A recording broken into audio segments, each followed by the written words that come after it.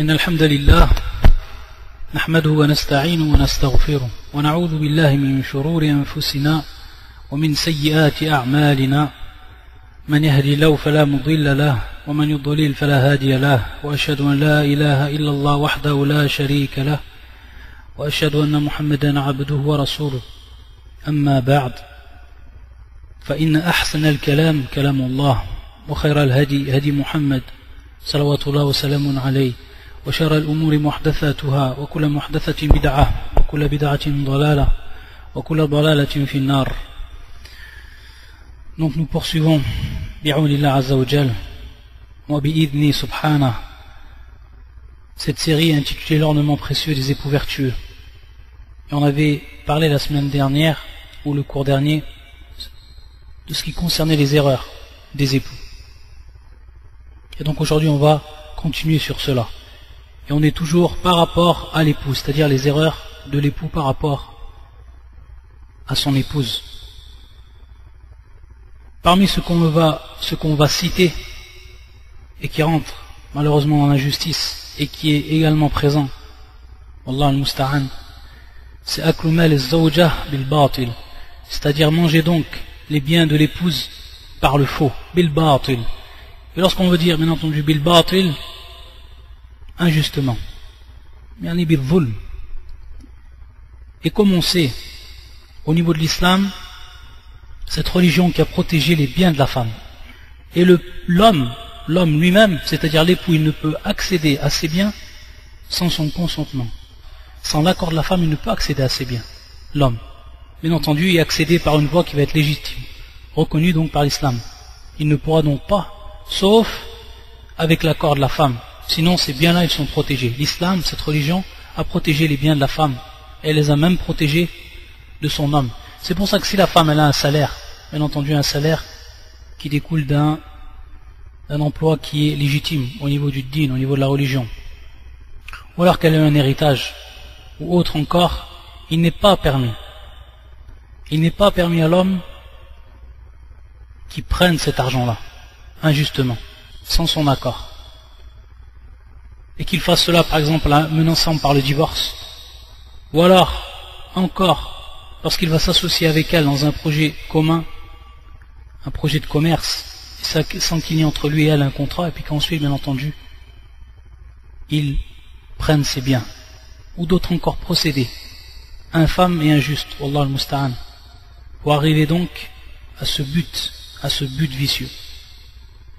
C'est pour ça donc que l'islam, elle a protégé les biens de la femme. Et parmi les erreurs qu'on fait, donc les époux injustement, c'est de prendre ce bien-là. C'est pour ça donc que la femme, elle a le droit, par le consensus des savants, elle a le droit de faire le commerce avec son argent. Également l'ijara, c'est-à-dire de louer, donc de faire location, etc. Donc de faire prospérer l'argent qu'elle a, par les biais légitimes de la religion. Par contre, pour ce qui est de donner de l'argent, ce qu'on appelle tabarru'at, comme as-sadaqa et autres encore. Donc lorsqu'elle va donner ses biens dans le chemin d'Allah Azza wa Jal, c'est-à-dire donc donner cela, que ce soit en sadaqa, aumône ou autre encore possibilité. Par rapport à cela, il y a un irtilaf des savants pour ce qui est de cela. Lorsqu'on parle de la femme et de son droit, c'est bien entendu pour la femme qui est rashida, aqila, c'est-à-dire une femme qui a toute sa raison. Une femme qui a toute sa raison. Et une femme qui est rashida, c'est-à-dire donc droite, un minimum de droiture par rapport bien entendu aux affaires. C'est-à-dire une femme qui ne jette pas son argent et ses biens, comme on dit, par la fenêtre, et sans aucune raison. Pour ce qui est donc de as-sadaqa ou at-tabarru'at de façon générale, donc de dépenser dans ce qui est de bien, il faut savoir ici qu'il y a un irtilaf entre les savants. Certains savants ont dit, et c'est la parole de al-jumhur, de la plupart des savants, que c'est permis de façon mutlaq, c'est-à-dire que c'est permis sans restriction. Qu'est-ce que ça veut dire c'est permis sans restriction? C'est permis donc à la femme qu'elle donne son argent ou de son argent sans aucune restriction dans le bien, comme sadaqa, comme aumône, etc., sans l'autorisation de son homme, pour ce qui est bien entendu de cela. Ils vont revenir à un hadith du prophète sallallahu alayhi wa sallam, qui fait Sahih al-Bukhari, et c'est l'avis de l'imam al-Bukhari lui-même également, qui voit cela, que la femme donc peut verser son argent pour des causes de manière mutlaq, c'est-à-dire de manière donc absolue. Ils vont revenir à un hadith de Jabir ibn Abdillah, qui est muttafaqun alayhi, rapporté par l'imam al-Bukhari et l'imam Muslim, et qui est bien sûr le jour où le prophète sallallahu, le jour du Eid, le jour de la fête, où le prophète sallallahu alayhi wa sallam a prié et a également wa'adha, c'est-à-dire donc qu'il a exhorté les musulmans et également les musulmanes lorsqu'il est venu auprès des femmes, comme tout le monde connaît al-qissa, et qui leur a dit tasaddaqna fa inna aktharakunna hataba jahannam. Lorsqu'il leur a dit, il leur a exhorté de faire l'aumône. Beaucoup de femmes à ce moment-là ont donné ce qu'elles avaient comme des bagues, etc. C'est-à-dire donc qu'elles ont fait cette sadaqa, et que Bilal bien entendu recevait et prenait ce qui était donné en sadaqa. Donc par rapport à ceci, il n'y a pas eu une autorisation qui était demandée à l'homme. Donc ils ont dit que c'est permis. Ça c'est une des preuves de Al-Jumhur, même s'il y en a d'autres encore. La deuxième parole, c'est la parole de l'imam Malik, rahmatullah alayhi, qui lui voit que c'est permis, mais sans que cela ne dépasse al-thuluth, c'est-à-dire le tiers. Donc il n'est pas permis que la femme donne plus que al-thuluth sans l'autorisation de son homme. Donc al-thuluth, bien entendu, à partir de là, beaucoup de savants reviennent à ce qu'on appelle le tiers. Ils vont revenir donc à un hadith fi bab al-wasiyya, dans ce qui concerne donc le legs, et où le prophète sallallahu alayhi wa sallam n'avait pas permis de donner plus que al-thuluth, comme l'avaient compris beaucoup de savants, la plupart des savants. Et pour ce qui est de le dernier avis, où certains savants disent que ce n'est pas permis mutlaqan, la yajuz mutlaqan, et eux ils vont revenir à un hadith du prophète sallallahu alayhi wa sallam, qui est un hadith authentique, rapporté par Amr ibn Shu'aib, an abi an jaddi, où le prophète sallallahu alayhi wa sallam yaqul la tajuz imra'ati atiyatun illa bi idni zawjiha, c'est-à-dire qu'il n'est pas permis à une femme de donner, donc atiyatun, donc de donner un bien, illa bi idni zawjiha, sans bien entendu l'autorisation de son mari. Donc à partir de là, certains ont compris qu'il n'était pas permis à la femme pour se quitter de donner, donc à titre d'aumône, sans l'autorisation de son homme. La tajuz limra'ati atiyatun illa bi idni zawjiha. Donc ça c'est les trois avis. Et l'avis qui est pris donc par Al-Jumhur et beaucoup de savants, comme on l'a dit, comme l'imam Al-Bukhari, que cela donc est permis. Et les hadiths, comme le hadith qu'on a cité, ils l'ont compris pour la femme donc qui n'est pas rashida, qui n'est pas droite, et qui donc va jeter son argent par les fenêtres. Wallahu a'lam. Ala kulli hal. Pour ce qui est donc des biens de la femme, elle en fait ce qu'elle veut pour son bénéfice à elle, comme on l'a cité auparavant. Et donc l'homme qui y touche et qui prend cet argent sans son autorisation, il est tombé donc dans al-dhulm, dans la justice. Il est tombé donc dans cette erreur. Allah al-Musta'an. Également une erreur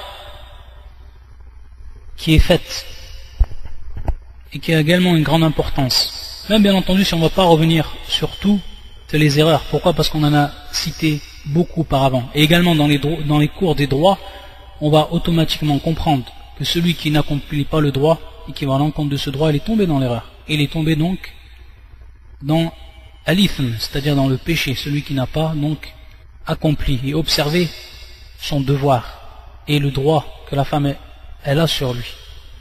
Donc bien entendu ici on va reprendre certains points qu'on n'a peut-être pas cités, ou alors insister et détailler certains points qui sont très importants.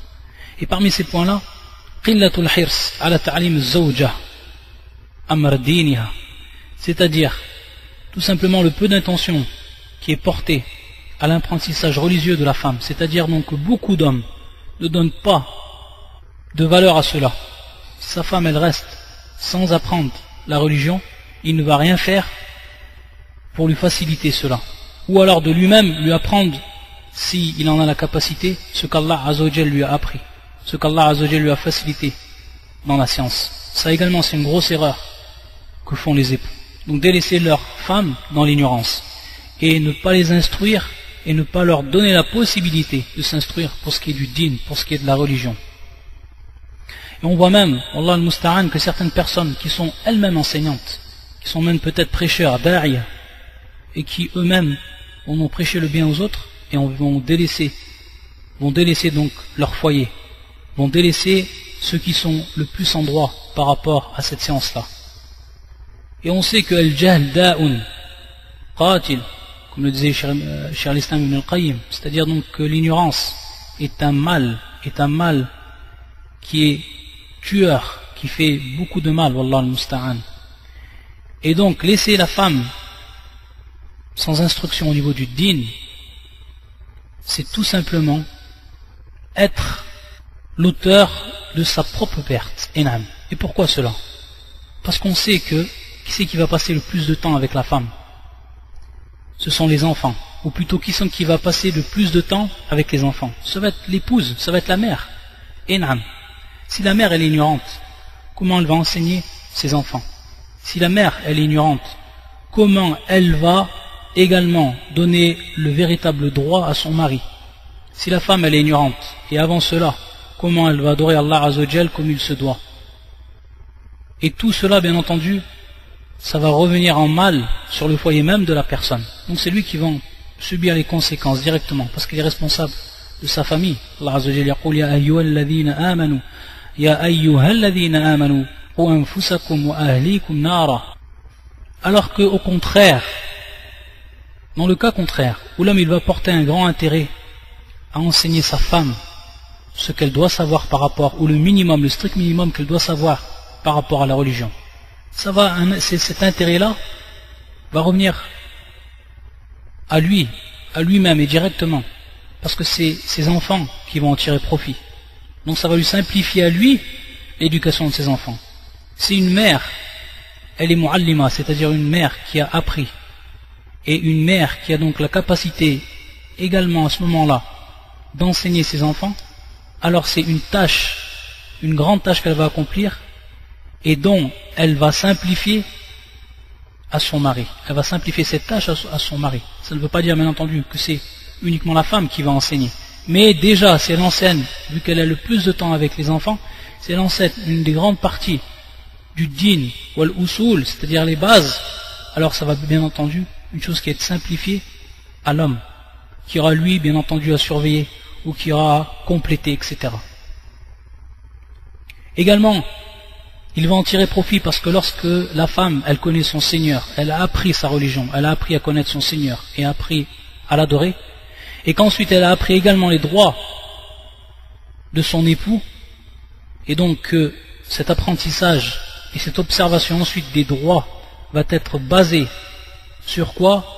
Sur de la science et sur de la taqwa, sur de la piété qu'elle aura acquis à travers donc cette science.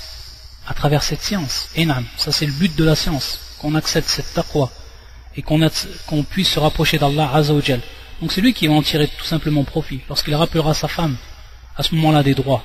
Elle saura ce qu'elle a comme droit, elle s'en rappellera et elle l'appliquera, bien entendu suivant sa crainte d'Allah Azzawajal. Également il va en tirer profit car c'est elle qui va protéger le foyer, c'est elle qui va être responsable de son foyer.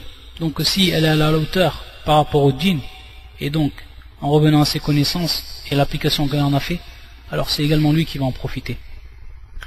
Et pour ce qu'elle aura donc à apprendre, ou sous le din, donc que ce soit les bases par rapport au tawhid, que ce soit les bases par rapport à l'iman, les 6 piliers de l'iman, également ahkam al-tahara ou al-ibadat, c'est-à-dire donc les lois qui sont en relation avec la purification et la purification de la femme, également l'ibadat, donc que ce soit la prière, que ce soit le jeûne, etc.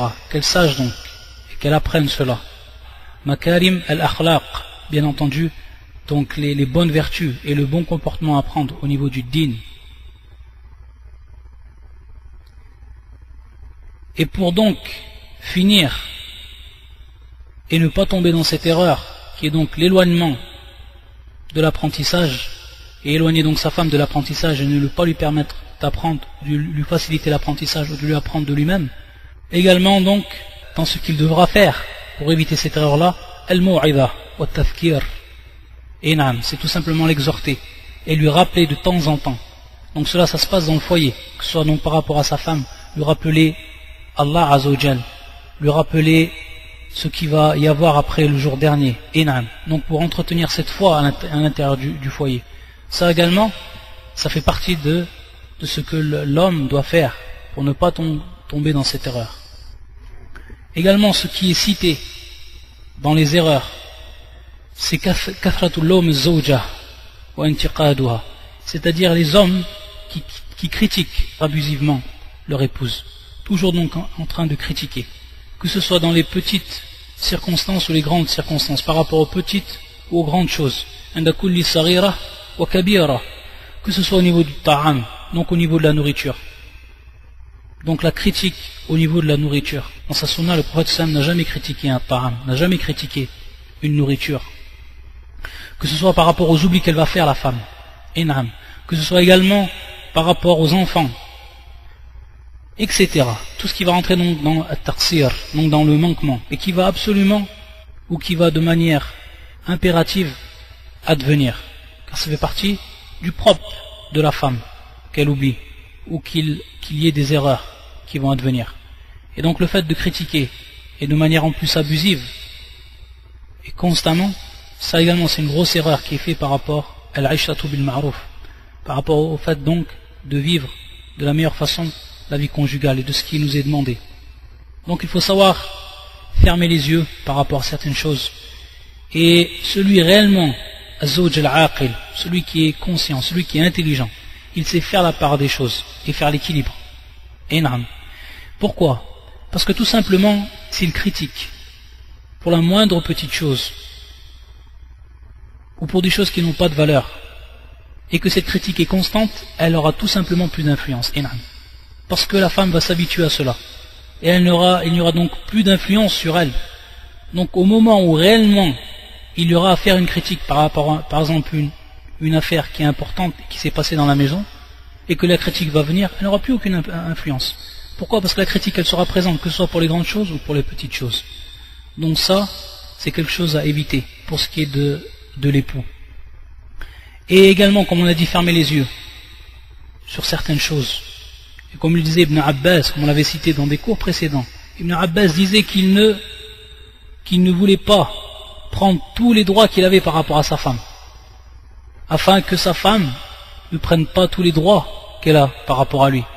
Dans le fait que si lui il a un manquement, et ça vient de Bab al-Wara', si lui il avait un manquement par rapport à sa femme, alors le fait qu'il n'ait pas pris, ou que sa femme n'ait pas pris tous les droits sur lui, ça équilibrera. Donc là, min bab al-wara', ça ne veut pas dire qu'il n'accomplissait pas tous les droits par rapport à sa femme, ça ne veut pas dire ça, mais tout simplement, comme on l'a dit, min bab al-wara', et pour nous faire comprendre donc que l'homme, il ferme les yeux sur certaines choses, et il sait faire l'équilibre dans ce qui est donc de l'éducation et de la critique. Également dans les erreurs qui sont retenues et que l'on énumère, qillatut tashji', enam. Qillatut tashji', qu'est-ce qu'on veut dire par là?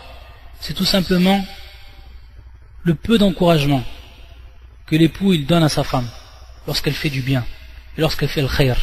Que ce soit par exemple par rapport à la nourriture. Parce que la femme elle a fait une nourriture et qu'elle s'est appliquée par rapport à cela, comme tout être, elle attend une remarque, une bonne remarque, elle entend un encouragement, un remerciement, des thana, c'est-à-dire donc des éloges, ou alors également par rapport à ce qui est de l'éducation, par rapport à ce qui est de l'éducation, lorsque l'éducation est bien faite par rapport aux enfants, lorsque également la maison est bien entretenue, il advienne de l'homme, il sorte de l'homme des paroles, et également des biens, que ce soit donc des présents, des cadeaux, car cela c'est important. At-tashji' c'est important, le fait d'encourager, et ça va permettre à la femme, et c'est ce qui fait partie de sa nature également, ça va permettre à la femme de continuer. Donc le bien qu'il va par exemple dépenser pour cela, que ce soit en cadeau ou autre, ça va revenir également à lui. C'est-à-dire que ce bien qu'il a fait, ou cet argent qu'il a dépensé, c'est un bien qui va revenir vers lui. Pourquoi? Parce que sa femme automatiquement, elle va avoir une bonne et la meilleure acceptation de ce présent. C'est-à-dire qu'elle va lui le rendre de manière générale. Donc c'est un bien non seulement qu'il va acquérir dans l'ici-bas, également un bien dans l'au-delà. Si bien entendu yahtasib, s'il le fait bien entendu avec certitude et qu'il attend la récompense d'Allah Azza wa Jal par rapport à cela. Et également ce qui rend de façon plus générale ce qu'on appelle fissou al-ishra ma'a zawja. Donc le fait que la personne se comporte mal par rapport à sa femme.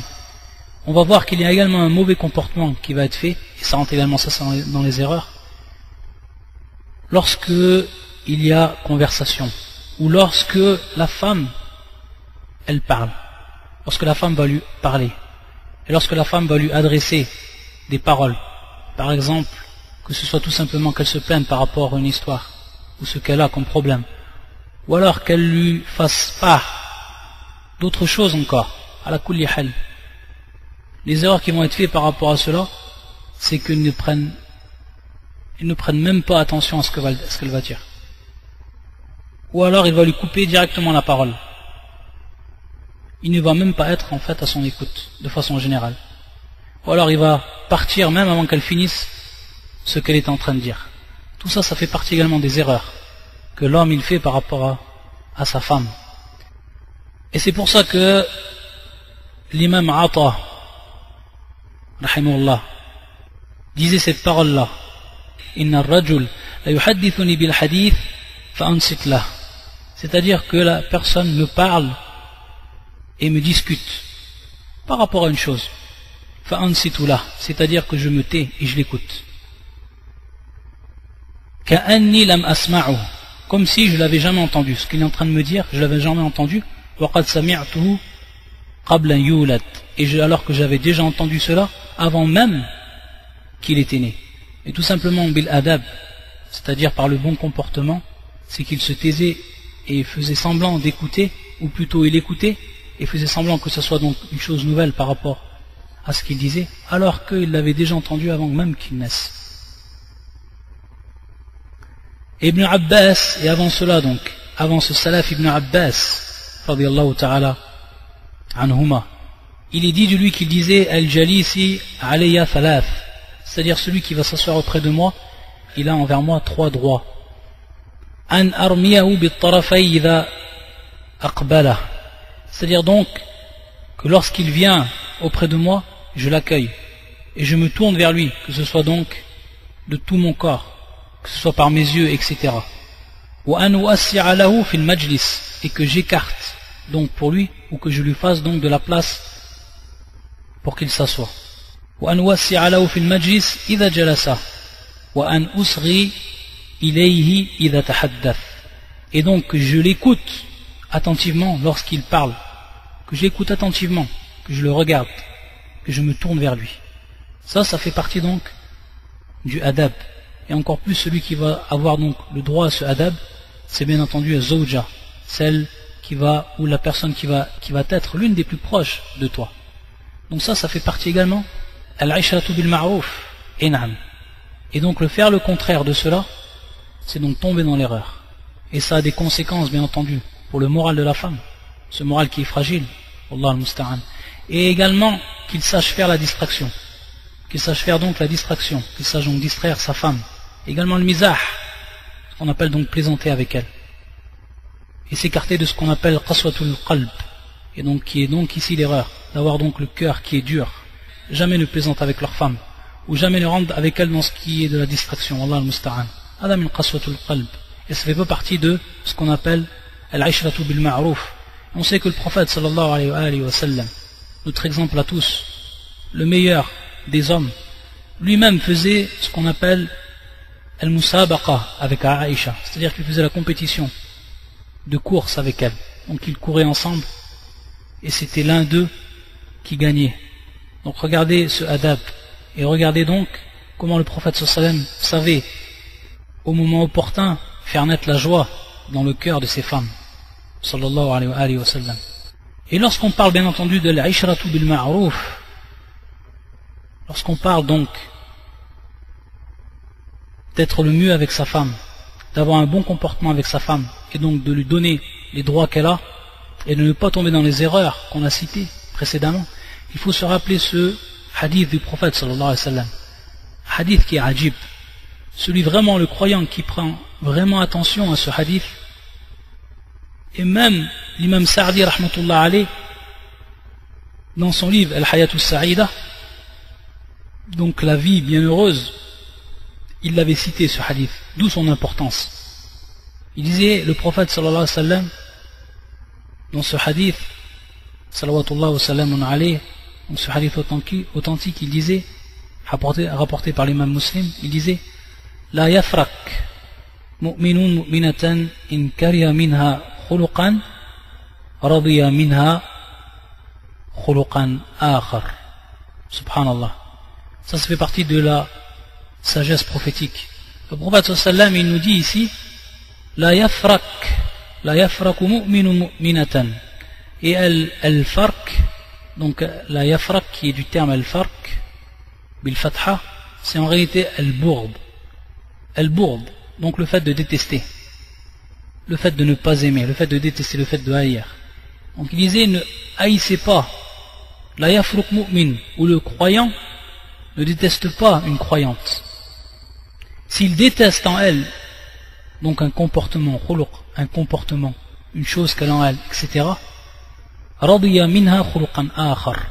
C'est-à-dire que s'il la déteste sous un point de vue, s'il a un déteste par rapport à un comportement ou autre, il va automatiquement l'aimer, ou il va automatiquement être satisfait d'une autre chose qui est en elle. Automatiquement, la croyante, elle a du bien, c'est obligé. Chaque croyant, il a du bien. Donc il se rappelle cela. Et celui qui sait faire donc, qui sait prendre conscience de ce hadith, et qui sait l'appliquer, qui s'en rappelle, alors au moment où il va détester quelque chose par rapport à sa femme, qu'il se rappelle donc qu'il va également être satisfait d'autre chose. Et c'est comme ça que va continuer cette vie de la meilleure des façons. Et qu'on va s'écarter donc de ce qui peut amener à la dislocation. Wallahu al-musta'an. Également, les erreurs qui sont faites par rapport au zawj, c'est ce qu'on appelle qillatul mura'a li adab al-jima'. C'est-à-dire que certaines personnes, sachant que dans toute chose, dans ce qui est de la relation dans le couple entre l'homme et la femme, toute chose a un adab, toute chose a un comportement. Il faut y prêter attention et accomplir donc ce comportement. Et jusqu'à al-jima', donc al-jima' qui est la relation sexuelle, jusqu'à que la relation sexuelle également elle a un comportement. Et on sait que cette relation-là, min a'zam maqasid an-nikah, ça fait partie des plus grands objectifs du mariage, comme on l'avait cité également auparavant. Et parmi al-hikam, parmi donc les sagesses que comporte cet acte-là, comme nous le rappelle Ibn al-Qayyim, Fizad al-Ma'ad, il nous dit dans un premier temps hifdhun nasl, donc préserver la descendance. Également il dit ikhrajul ma alladhi yadur ihtibasu, c'est-à-dire donc le fait de faire sortir cette eau. Il veut dire bien entendu par là, ce qu'on dit al-ma, ikhraj al-ma, c'est donc le sperme. Donc faire sortir cette eau qui, lorsqu'elle est retenue de manière constante, yadur, c'est-à-dire donc elle est néfaste pour la santé de l'homme. Et également la troisième hikmah, la troisième sagesse qu'il nous cite également, nail al-lidha wa tamattu' bin ni'ma, c'est tout simplement avoir accès donc au délice même du rapport et jouir de ce bienfait. Et de jouir de ce bienfait bien entendu dans le halal. Et c'est pour ça qu'il disait ensuite, et cette troisième hikmah, c'est la seule qu'on va trouver dans le Jannah. C'est-à-dire que dans le Jannah, de ces trois hikmahs, c'est la seule qui va rester. C'est-à-dire donc la jouissance même.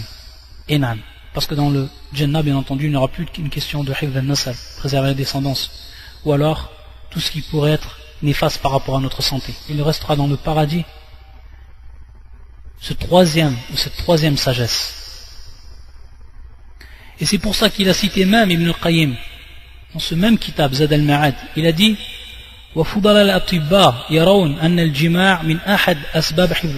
c'est-à-dire que la relation sexuelle, il dit que parmi les bons ou parmi les docteurs, donc en qui on fait confiance, il a dit qu'ils ont vu que cette relation-là, ça fait partie ou c'est une des causes min asbab ou min ahad asbab hifdh as-sihha, c'est-à-dire donc de préserver sa santé.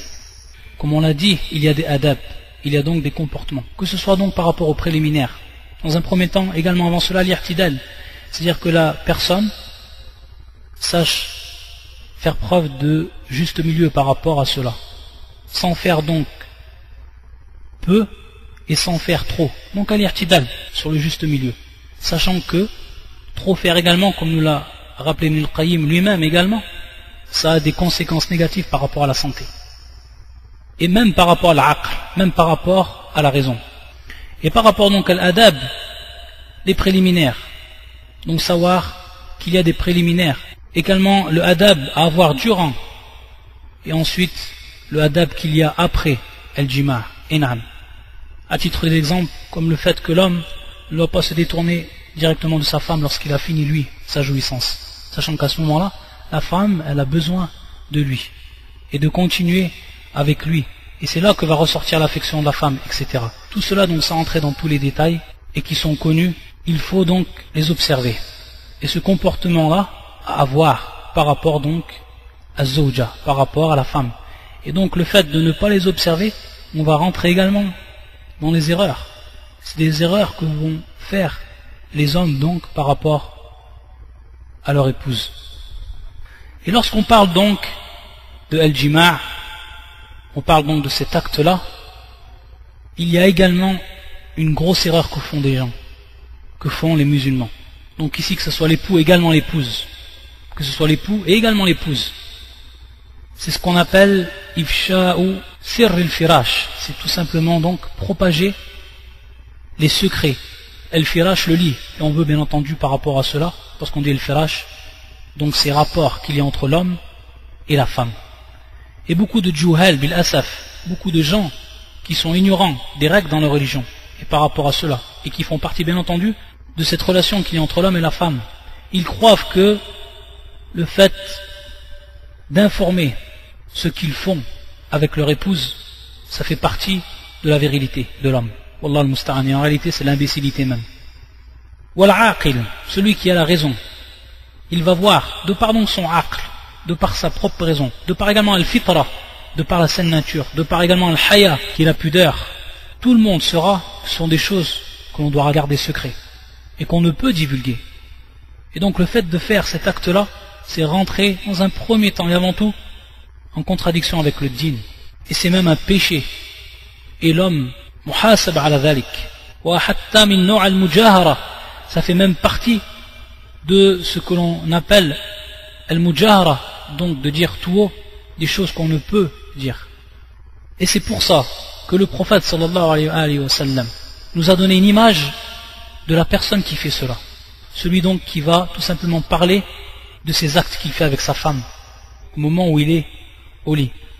Donc dans ce hadith qui est rapporté par l'imam Ahmed ou l'imam al-Tabarani et qui est un hadith authentique, authentifié par Cheikh al-Albani rahmatullah alayhi, يقول النبي صلى الله عليه وآله وسلم, où il dit l'imam al-Albani في الحديث بهذه الشواهد, après avoir cité donc plusieurs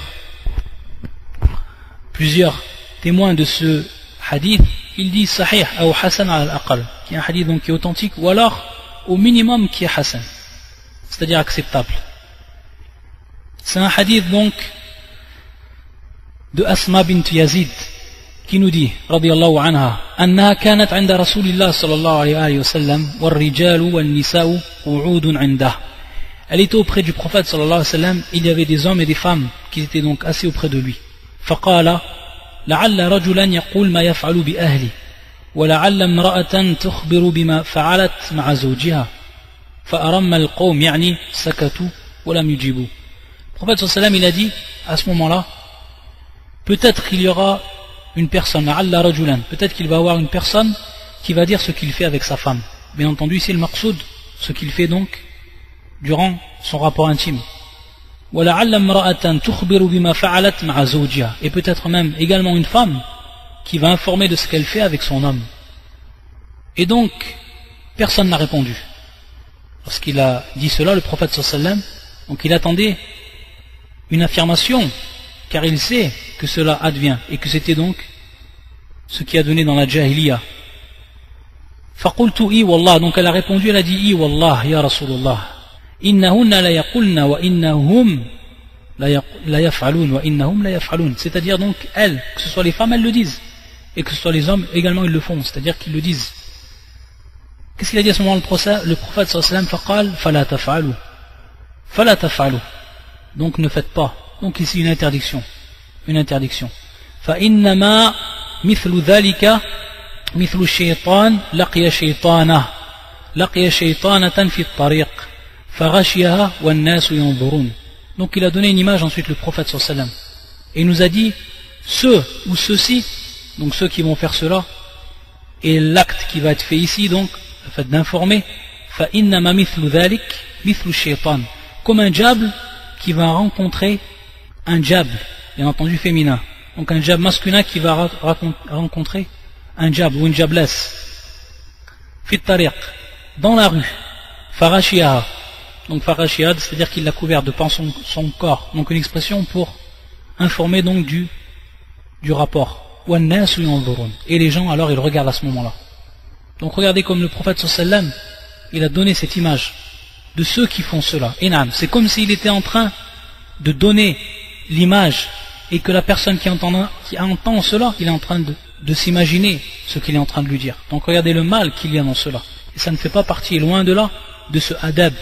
Et également dans un autre hadith où le prophète sallam nous fait prendre de l'importance de cela, dans ce hadith qui est rapporté par l'imam Muslim, où il a dit sallallahu alayhi wa sallam, inna min asharra an-nas 'inda Allahi manzilatan yawm al-qiyamah, ceux qui auront la pire des places auprès d'Allah azza wa jalla le jour du jugement. Ar-rajul yufdi ila imra'atihi, ar-rajul yufdi ila imra'atihi wa tufdi ilayhi thumma yanshuru sirraha. Donc l'homme qui va auprès de sa femme, c'est-à-dire donc yufdi, comme Allah azza wa jalla il a dit dans le Coran, wa qad afda ba'dukum ila ba'd, donc qui est tout simplement yasil ilayha bil mubashara wal mujama'a, donc tout simplement il veut dire par là sallallahu alayhi wa sallam le rapport ila imrati, donc ce rapport qui va être direct, wa tufdi ilay, et elle fait de même, thumma yanshuru sirraha, et ensuite il dit son secret à elle, il dit donc le secret à elle, c'est-à-dire ce qu'elle fait et ce qu'il lui également il a fait avec elle. Hada min asharri an-nasi 'inda Allah manzilatan yawm al-qiyamah wallahu al-musta'an. Et également, et on va finir par ceci, mais on va détailler parce que c'est important, c'est un sujet qui est également important, parmi les erreurs qui sont faites par l'époux, c'est darb az-zawja bila sabab, le fait tout simplement de frapper sa femme sans une cause qui va être valable, par rapport à la religion. Et il va rentrer bien entendu dans cela la violence conjugale. Et tout ce qui n'est pas connu de l'islam et qui est en dehors de l'islam. Le prophète sallallahu alayhi wa sallam, regardez donc cette parole du prophète salawatullah wa salamun alayhi, pour nous faire comprendre et pour nous faire prendre conscience de celui qui va faire cet acte-là, dans quoi il va rentrer. يقول النبي صلى الله عليه وسلم dans un hadith qui est rapporté par l'imam Ahmed ibn Majah ibn Hibban wal Hakim également, et qui est un hadith Hassan, comme حسنه الشيخ الألباني في صحيح الجامع. يقول النبي صلى الله عليه وسلم إني أحرج عليكم حق الضعيفين، إني أحرج عليكم حق الضعيفين، ومعنى إني أحرج بمعنى أحرم. Pourquoi? Parce que le haraj ici c'est en réalité l'ithme. Al-haraj ici donc, qui est la gêne, c'est en fait le péché. Donc inni uharrij bima'na inni uharrim, comme l'a rappelé l'imam al-Manawi fi Fayd al-Qadir. Inni uharrij alaykum haqq al-da'ifayn, donc je rends inviolable ce droit-là, donc le droit des deux faibles, de ceux qui sont considérés comme faibles par rapport à leur situation. Haqq al-da'ifayn. Et il a dit ensuite le prophète sallallahu alayhi wa sallam, mubayyinan man huma al-yatim wal-mar'a. Al-yatim wal-mar'a, c'est donc al-yatim qui est l'orphelin, ou al-mar'a qui est la femme. Inni uharrij alaykum haqq al-da'ifain. Donc, uharrim, je rends inviolable, je rends donc interdit de prendre ce droit-là, ou de dépasser, outrepasser donc ce droit-là, le droit qu'ont ces deux sortes de personnes, considérées comme faibles, inam, al-yatim ou al-mar'a. Donc l'accent il est mis par rapport à cela. Et il faut savoir même, d'où l'importance, c'est qu'au début donc de la législation, le prophète sallallahu alayhi wa sallam a interdit de manière totale et absolue que l'on frappe la femme.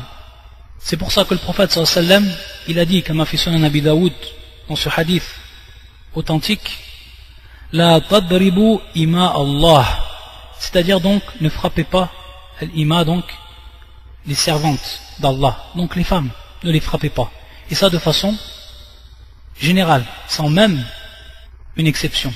Et bien entendu ensuite Omar a informé le prophète sallallahu alayhi wa sallam de ce qui se passait avec les femmes, et bien entendu après il y a également le verset qui est descendu et que l'on va voir et que l'on va comprendre également. Ça c'est tout simplement pour faire prendre l'importance de cela, et qu'il n'est pas permis à la personne qu'il frappe sa femme sans une cause valable et qu'il fasse régner donc la violence dans son foyer. C'est une chose qui est strictement interdite en islam.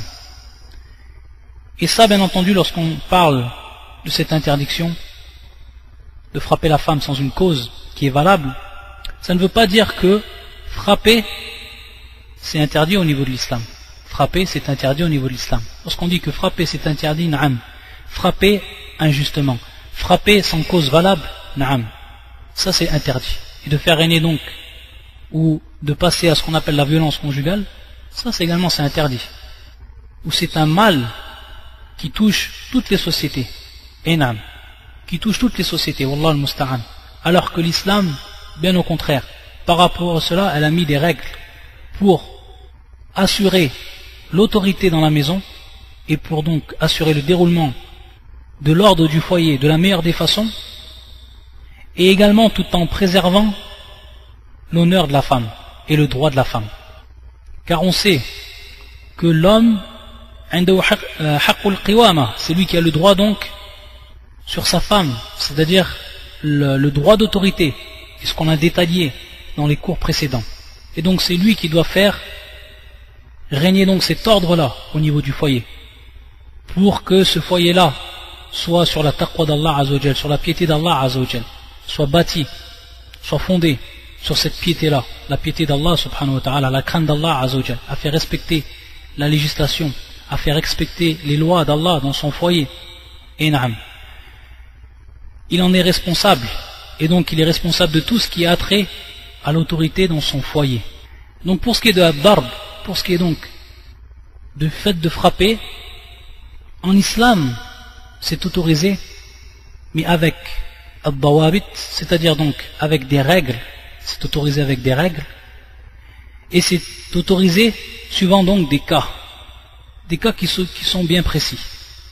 Donc on voit que même par rapport à cela, il y a eu un nizam, c'est-à-dire qu'il y a eu un ordre qui a été établi par la législation de l'islam.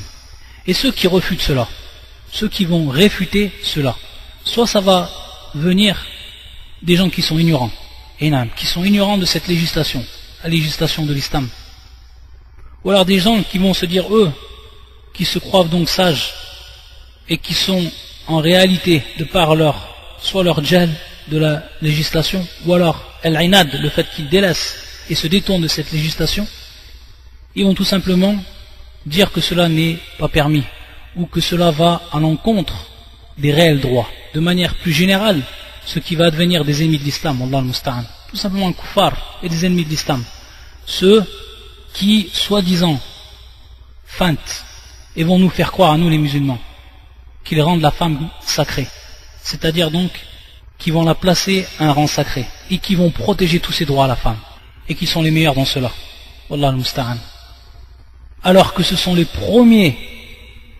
wallah à concrétiser ce qu'on appelle ihanatul mar'a, l'humiliation de la femme, parce qu'on sait que dans ces pays-là la prostitution elle est autorisée. Les prostituées elles ont des cartes. La femme donc qui humilie son corps tous les jours, c'est autorisé qu'elle le fasse. Les maisons closes également sont permises. Le fait de vendre des produits avec le corps de la femme et de placer donc ce corps même comme étant un produit lui-même et pas cher et à portée de tout le monde, ça c'est eux qui l'ont mis en place, pas les musulmans. Wallah al-musta'an. Donc ça se posait la question, qui a humilié la femme? Est-ce que c'est le Seigneur du monde, le Seigneur des mondes, subhanahu wa ta'ala, Ar-Rahim, le tout miséricordieux, Al-Karim, le généreux, Al-Latif, le doux, Al-Khabir, celui qui connaît bien, celui qui connaît ses créatures, ceux qu'il a créés? Ou alors ceux qui veulent d'elle qu'elle devienne une marchandise de bon marché, dont on peut jouir, et ensuite on la jette une fois qu'elle est périmée? Qui c'est qui a humilié la femme? Et qui c'est qui lui a donné ses droits et l'a élevée? Est-ce que c'est le Seigneur du monde, des mondes, subhanahu wa ta'ala, ou haoula al-kafara, ou donc eux, les kuffars? Wallah al-musta'an. Pour ce qui est de ce sujet-là, ad-darb, donc le fait de battre ou le fait de taper, il faut savoir que cela va être permis lorsqu'il va apparaître chez la femme ce qu'on appelle an-nushuz. Ce qu'on appelle an-nushuz. Et an-nushuz au niveau de la langue arabe qui est al-irtifa'. Al-irtifa', qui est donc l'élévation, si on le traduit littéralement. Et en réalité, tout simplement s'élever ou se mettre au-dessus donc de ce droit-là, haqqul qiwama, donc de l'autorité de l'homme, et tout simplement faire apparaître donc dans un premier temps les signes de la désobéissance an ta'ati zawj, de la désobéissance par rapport à l'homme. Donc comme si elle s'était élevée par rapport à ce droit-là, et elle l'avait délaissé. Et on va revenir à cela, et on va revenir également aux étapes, aux différentes étapes qui ont été mises en place par la législation pour remédier donc à ce nushuz, pour remédier donc à cette désobéissance, ou les signes de la désobéissance qui vont apparaître de la femme. Et dans un premier temps, lorsqu'on parle de ad-darb, lorsqu'on a parlé de frappe, il faut savoir qu'est-ce qu'on veut dire par cela, et quel est al-mafhoum, la compréhension de cela par rapport à la religion, par rapport au djinn. Yaqul le Nabi sallallahu alayhi wa sallam, dans ce hadith, ou dans cette parole qui nous a dit au moment où il a fait le pèlerinage de l'adieu, Yaqul salawatullah wa salamun alayhi wa lakum alayhinna, c'est-à-dire donc vous avez par rapport à elle des droits, wa lakum alayhinna, vous avez donc des droits. Allah yu'tina furushakum ahadan takrahuna.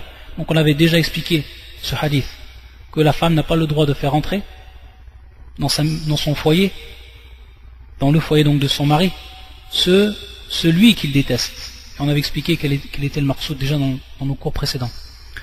Et ensuite, wa hadha wa shahid fa in fa'alna dhalik, donc c'est le désobéissent. Elles font rentrer donc des hommes à l'intérieur du foyer dont l'homme déteste, fa in fa'alna dhalik fadribuhunna darban ghayra mubarrih. Donc si elles font cela, alors frappez-les. Mais comment? Frappez-les d'une frappe darban ghayra mubarrih, donc d'une frappe qui n'est pas appuyée, d'une frappe qui n'est pas forte, donc une frappe automatiquement, son contraire, qui va être douce. Et naam, c'est comme ça qu'on va le comprendre. Donc ne pas frapper une frappe qui va être forte, comme les coups de poing violents, etc. Non, une frappe qui est douce. C'est pour ça que même certains savants disaient bis-siwak, en utilisant le siwak. Vous savez comment il est le siwak, ce petit bâton, ce tout petit bâton dont on se sert pour purifier les dents. Un nadal bis-siwak, donc de frapper avec le siwak. Et il faut savoir que hadad darb, pour bien comprendre cela, on va revenir également par rapport aux 4 conditions, ou plutôt les 4 caractéristiques de ce darb. On va comprendre à partir de là que cela ce n'est pas pour faire mal ou à titre uniquement de châtiment, là wallah, mais c'est tout simplement pour éduquer et pour utiliser lorsqu'on est dans le besoin. Parce que la femme elle a besoin d'éducation, comme les enfants ils ont besoin d'éducation, et l'éducation elle passe par moments par cela, c'est-à-dire que dans des moments où il n'y a plus le choix, on est obligé de procéder ou d'appliquer ce procédé-là. Et donc ce qui va être à l'encontre de cela, c'est de frapper suivant sa passion. C'est de frapper suivant sa passion. Et de frapper également fort. Tout ça c'est en contradiction avec le dîn. C'est pour ça que les gens de science ont mis des conditions par rapport à ce darb. C'est que dans un premier temps que la femme s'est entêtée dans la désobéissance. Et on va voir maintenant les étapes. Les 3 étapes qui ont été citées. Et on va les expliquer dans le verset coranique. Donc que la femme, elle s'est donc entêtée, elle a dépassé toutes ces étapes pour arriver donc à cette dernière étape qui est ad-darb.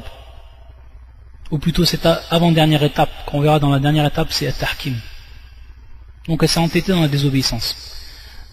Le deuxième point également, que cette punition-là, elle correspond à la sorte de désobéissance. Donc que la personne n'utilise pas ce procédé alors que la désobéissance n'a pas été de cette grandeur-là. Taïb. Ou alors qu'il utilise donc ce procédé en grillant donc les étapes également. Donc en passant directement à Darb alors qu'il y a des étapes avant cela. Également, se rappeler, ça c'est également un point qui est important, c'est se rappeler le but même. Donc c'est comme on l'a cité, donc al-ilaj, c'est un remède, et un ta'dib, c'est une éducation. C'est ça qu'on veut par rapport à cette frappe. Et également, le 4e point, c'est de ne pas frapper, donc après avoir cité, bien entendu que cette frappe, ce n'est pas une frappe qui est forte, qui est douce, ne pas frapper également dans les endroits qui sont sensibles, comme la tête, comme le ventre, le visage, etc. Également un autre point, un 5e point, c'est donc ne pas, et ça c'est ce qu'on cite, ne pas casser donc des os, ne pas déformer, ne pas dévisager, et ne pas répéter également la frappe au même endroit, 2 fois. Ça c'est également ce qu'ont cité les gens de science. Et qui donc il est strictement interdit de faire ces choses-là. Donc on voit tout simplement les règles qui sont placées. Et également le 6e point, que si elle délaisse cette désobéissance, elle est revenue à ce qu'elle doit faire, alors à ce moment-là, bien entendu, il doit abandonner ce remède-là. Pour ce qui est des étapes, et on va conclure par cela, pour ce qui est donc des étapes, et que l'on va retrouver dans le verset du Coran où Allah Azza wa Jalla yaqul subhanahu wallati takhafuna nushuzahunna fa'idhuhunna wahjuruhunna fil madaji' wadribuhunna. Donc on voit les 3 étapes ici. Wallati takhafuna nushuzahunna fa'idhuhunna, ça c'est la première étape. Wahjuruhunna fil madaji', ça c'est la 2e étape. Wadribuhunna, ça c'est la 3e étape. Wadribuhunna. فإن أطعناكم فلا تبغوا عليهن سبيلا إن الله كان عليا كبيرا فإن أطعناكم فلا تبغوا عليهن سبيلا إن الله كان عليا كبيرا. On va revenir donc à ces 3 étapes. Et lorsque Allah Azza wa Jal, ensuite, il a cité donc pour ce qui était de la frappe, et frappez-les, ensuite il a dit, bon, c'est ce qu'on revoit auparavant, le point qu'on a vu auparavant, فإن أطعناكم, si elles arrivent à vous obéir, alors ne cherchez plus de voie contre elles. فَلَا تَبْغُوا عَلَيْهِنَّ سَبِيلًا. C'est terminé. On n'a plus donc à utiliser ce procédé. Et regardez Allah Azza wa Jalla ensuite ce qu'il dit. يقول إِنَّ اللَّهَ كَانَ عَلِيًّا كَبِيرًا. عَلِيًّا كَبِيرًا, c'est-à-dire qu'Allah Azza wa Jalla, il est haut et il est grand, subhanahu wa ta'ala. عَلِيًّا. Donc la personne, si elle dépasse ces limites-là, si elle dépasse donc ces règles-là, et qu'elle utilise donc sa force par rapport à la femme dans la justice, alors qu'il sache. Donc regardez comment Allah Azza wa Jalla ensuite il a terminé le verset. Inna Allah kana aliyyun kabira. Sachez alors qu'il va avoir un Seigneur, le Seigneur subhanahu wa ta'ala, qui est lui aliyan, donc qui est lui haut et qui est grand. Aliyan kabira, qui est lui haut et qui est grand, et qui a lui l'autorité absolue. Et qui a lui la force absolue. Donc on voit ici que c'est un rappel, c'est un tafkir, c'est un rappel donc d'Allah Azza wa Jal pour ceux donc qui vont dépasser ces limites-là et qui vont dépasser ces règles-là en rappelant la hauteur d'Allah subhanahu wa ta'ala, qu'il est haut, et sa grandeur. Donc dans le premier verset, on voit que le terme employé ici c'est an-nushuz, comme on l'a expliqué. Ça c'est la première étape. Et c'est en réalité l'exhortation. C'est pour ça. Et quant à celles dont vous craignez la désobéissance, exhortez-les. Donc l'exhortation. Et donc l'exhortation, elle se fait de cette manière-là. Dans un premier temps, et bien entendu, l'exhortation, à quel moment elle va commencer au moment où ce qu'on appelle dhuhur alamat an-nushuz min az-zawja. Dhuhur alamat an-nushuz min az-zawja. Donc au moment où va apparaître ces signes de an-nushuz, donc de la désobéissance, donc de sa femme par rapport à l'homme. Et donc al-wa'd, qui est l'exhortation, elle se fait tout simplement par le rappel de la crainte d'Allah Azza wa Jal. Lui rappeler la crainte d'Allah Azza wa Jal. Donc on voit ici également l'importance d'avoir enseigné à cette femme-là qu'elle apprenne, je leur ai permis qu'elle apprenne, qu'elle s'instruise dans sa religion, et pour qu'elle construise dans son cœur cette crainte d'Allah Azza wa Jal, de par cette science, par la crainte d'Allah, donc qui lui rappelle par la crainte d'Allah, qui lui rappelle également donc les droits qu'il a par rapport à elle, qui lui rappelle également min bab at-tarhib wa at-targhib, la récompense et le châtiment. Sayadhakkaru man yakhsha, hada wa qawlullah Azza wa Jal, c'est-à-dire celui qui va se rappeler, c'est celui qui a crainte, qui a la crainte d'Allah Azza wa Jal. Donc on voit que la croyante, toujours la croyante, elle va revenir, alhamdulillah, elle va revenir par rapport à sa crainte qu'elle a d'Allah Azza wa Jal avant toute chose. Et également lui rappeler à la femme sous al-aqiba, c'est-à-dire la mauvaise destinée qui va lui attendre, qui va l'attendre donc si elle continue dans cela. Bien entendu, la dislocation de la famille, etc. Wallahu al-musta'an. Ça donc c'est ce qui est de la première étape, al-wa'd. Ensuite la deuxième étape, wahjuruhun, donc ce qu'on appelle al-hajr. Naqsid bil-hajr, al-hajr fil firash. Donc wahjuruhun, donc éloignez-vous d'elles dans leur lit. Al-hajr fil firash. C'est tout simplement, et même s'il y a eu des différentes interprétations des savants, mais pour la plupart des savants, al-maqsoud c'est hajr al-jima', c'est tout simplement s'éloigner, donc s'éloigner de la relation, s'éloigner donc de la relation sexuelle. Donc une fois que l'exhortation, elle n'a pas eu son effet, alors la personne elle passe à la deuxième étape, et qui est donc de s'éloigner de sa femme, et de ne plus avoir de rapport avec elle. Et par rapport ici, at-taqyid, c'est-à-dire ici un hadith du prophète sallallahu alayhi wa sallam qui va nous préciser comment se passe ce hajr, c'est la parole du prophète sallallahu alayhi wa sallam dans un hadith rapporté par l'imam Ahmad ou Abu Daoud ou Ibn Majah ou Al-Hakim, un hadith qui est authentifié par Al-Hakim ou Al-Dhahabi et également par Cheikh Al-Albani fil Irwa, où le prophète sallallahu alayhi wa sallam dit وَلَا تَهْجُرْ إِلَّا فِي بَيْتٍ وَلَا تَهْجُرْ إِلَّا فِي بَيْتٍ. Donc ne t'éloigne pas sauf dans la maison.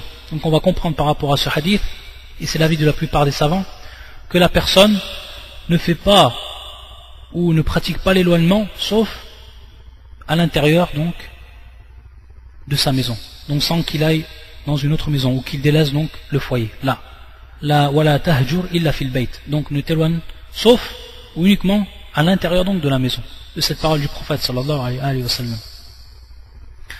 Ensuite, et ça c'est la troisième et qui est citée dans ce verset du Coran, la troisième étape donc c'est ad-darb, et c'est ce qu'on a expliqué, et comment on comprenait cette frappe là, donc ce procédé qui est utilisé à titre d'éducation. Et ensuite le quatrième que l'on cite également, dans le cas où tout cela n'a pas eu d'effet, et que l'on craint donc la dislocation de la famille, et qu'on craint bien entendu at-talaq, donc le divorce, alors on en revient à la dernière étape, et qui est ce qu'on appelle la tahkim, comme dans le verset du Coran où Allah Azza wa Jal nous a enjoint de pratiquer ce dernier procédé, où Allah Azza wa Jal yaqul وَإِنْ خِفْتُمْ شِقَاقَ بَيْنِهِمَا فَابْعَثُوا حَكَمًا مِنْ أَهْلِهِ وَحَكَمًا مِنْ أَهْلِهَا إِنْ يُرِيدَ إِصْلَاحًا يُوَفِّقِ اللَّهُ بَيْنَهُمَا إِنَّ اللَّهَ كَانَ عَلِيمًا خَبِيرًا إِنَّ اللَّهَ كَانَ عَلِيمًا خَبِيرًا. Si vous craignez le désaccord entre les deux époux, وَإِنْ خِفْتُمْ شِقَاقَ بَيْنِهِمَا فَابْعَثُوا حَكَمًا مِنْ أَهْلِهِ, envoyez alors un arbitre de sa famille, un juge, un arbitre de sa famille, de la famille donc de l'époux. فَابْعَثُوا حَكَمًا مِنْ أَهْلِهِ وَحَكَمًا مِنْ أَهْلِهَا, et un arbitre donc un juge de sa famille à elle. إِنْ يُرِيدَ إِصْلَاحًا يُوَفِّقِ اللَّهُ بَيْنَهُمَا إِنَّ اللَّهَ كَانَ عَلِيمًا خَبِيرًا. Alors, ou si les deux veulent la réconciliation, Allah rétablira l'entente entre eux. Allah est certes omniscient et parfaitement connaisseur. Ça c'est tahkim. Donc le fait que l'homme il choisisse une personne de sa famille et que la femme choisisse une personne de sa famille et qu'ils tentent eux en tant qu'arbitre et juge de trouver une entente et de trouver donc une sortie à ce différend, à ce désaccord, de trouver une issue. Parmi ce que l'on cite comme point, comme sagesse, c'est que lorsqu'Allah Azzawajal a fait descendre ce verset et qu'il a demandé qu'on appelle ou qu'on fasse appel à ces deux juges et qu'ils soient donc de la famille des proches ou de la famille des deux concernés, c'est tout simplement que lorsque les juges ils vont venir à ce moment-là, ils vont eux être loin de la colère, parce que la colère elle a une emprise totale et elle rend même aveugle le fait d'avoir un avis qui va être judicieux. Donc c'est pour ça que le fait que des gens extérieurs au foyer même vont venir, eux ils vont essayer donc de trouver une issue, mais loin de toute colère. Et donc en essayant de comprendre et de donner donc le meilleur qu'ils verront. Et bien entendu ça, il faut qu'ils aient une bonne niya. C'est pour ça qu'Allah Azza wa Jalla il revient à l'irada par rapport donc à leur vouloir eux, ce qu'ils voudront. Et à ce moment-là, s'ils ont une bonne niya et s'ils veulent réellement l'islah, Allah Azza wa Jalla Allah Azza wa Jalla donc leur donne leur accord et leur donne réussite par rapport à cette réconciliation, ce qui est voulu. Al-Maqsoud.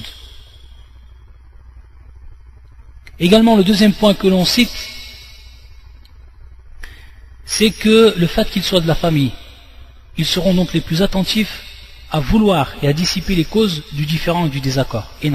Parce que ça les concerne, ça fait partie, ils font partie de la famille. Également, le fait qu'ils soient de la famille, c'est que automatiquement, lorsqu'ils vont chercher une entente et lorsqu'ils vont écouter et essayer de trouver donc, de comprendre dans un premier temps le problème, le réel problème, automatiquement il va apparaître certains secrets. Peut-être qu'à ce moment-là, il va y avoir certains secrets qui vont apparaître, qui vont être divulgués pour que l'on comprenne réellement la situation. Donc à ce moment-là, le fait qu'ils soient de la famille, que cela ne sorte pas donc du cercle donc de la famille, que cela donc reste caché à l'intérieur de la famille même, et que ça ne sorte pas donc à l'extérieur. Ça également, c'est ce que l'on cite comme sagesse que l'on trouve dans ce verset. Taïb.